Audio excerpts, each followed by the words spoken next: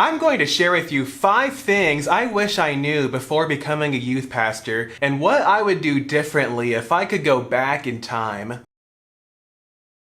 Hi, my name is David Cipriano, and if you're new here, welcome to my channel. I'm a youth pastor, and my goal is to teach the Bible to as many people as possible and to help others follow Jesus. I finished Bible college back in December 2019, and I started in my role as youth pastor the next month in January 2020. So I've been at this for about 3.5 years now, and while I'm certainly not the best or most experienced, I've been able to learn a lot of things. So if you're a new youth pastor or looking to become one, I hope that this video will be a help to you and that you can avoid some of the mistakes that I made. Number 1, when I first started in youth ministry, I wish I hadn't been so focused on the numbers. Now don't get me wrong, I care about people showing up. I love to see teenagers get involved in church and want for us to reach more and more people with the gospel. But I've often paid too much attention to the numbers. I thought that when our numbers were down, that I must have been doing something wrong, and that when our numbers were higher, I'd want to get prideful and take credit for it. But the reality is that attendance is dependent on many different factors.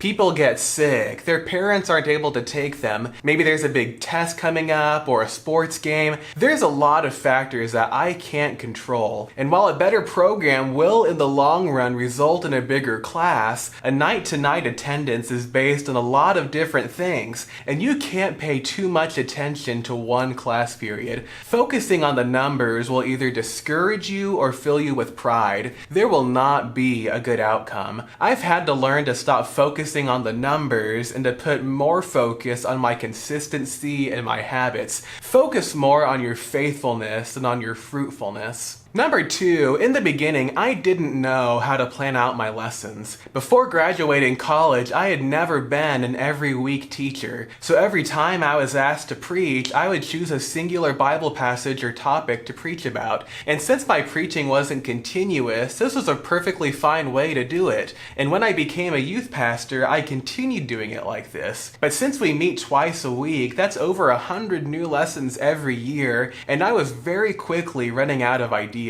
And there was this constant stress of trying to come up with something new every 3 or 4 days. But once I started doing my lessons in series, my job became so much easier, because instead of going back and forth between random lessons all the time, I could now make one decision that would last a couple months. For example, I've done series about things like mental health, relationships, and defending your faith. And when you choose a series to do, it's not that hard to fill in the parts of that series. It has totally changed my preparation, and these days I will do probably 5 or less lessons in a year that aren't part of a series. And I wish that I had started doing series of lessons from the very beginning. Number 3, when I became a youth pastor, I didn't know how to effectively use social media. One of the best ways to do ministry is to be where the people are. And whether you like it or not, teenagers are spending a lot of time on social media. When I was in high school, social media was pretty new and not nearly as big of a factor, but we live in a different world now. When I first came to my church, we did not have social media pages for our youth group, but 2 months into my time as youth pastor, COVID hit. As a result, our church wasn't having in-person services and we had to pivot.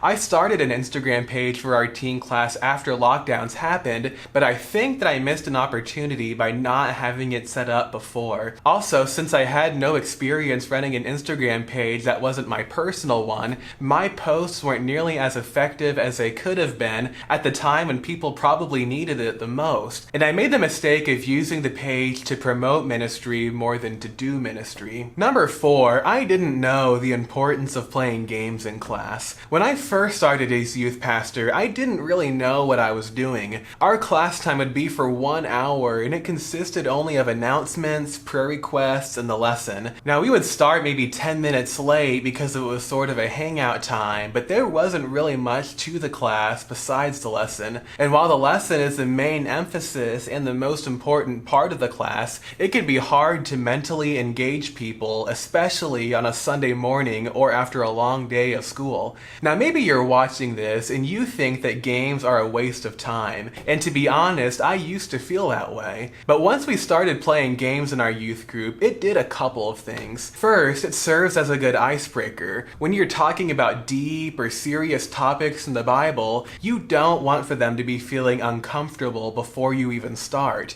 And another is that it helps to build the community of the group. We have fun together, laugh together, communicate with each other. Even though playing games is not a spiritual thing, it's had some spiritual benefits. And third, it makes the class more fun and it adds to the overall experience so that people are more likely to come back. I definitely don't think that you should use the games as your primary attraction to build the ministry, but it's essential to make the program a good and enjoyable experience. And number 5, in the beginning of my time as youth pastor, I wasn't very good about planning out the activities. Our youth group has an activity every month. It's usually something like Sky Zone, escape rooms, mini golf, or something like that. But when I first came to my church, I wasn't very good about scheduling them. I would plan them out one by one about a month in advance. And while this maybe wasn't the worst possible way to do it, it certainly could have been way better. So at the end of the first year, we planned out the entire next year's calendar beforehand, and that changed everything. There's no more stress trying to figure out the next activity because it's been predetermined beforehand,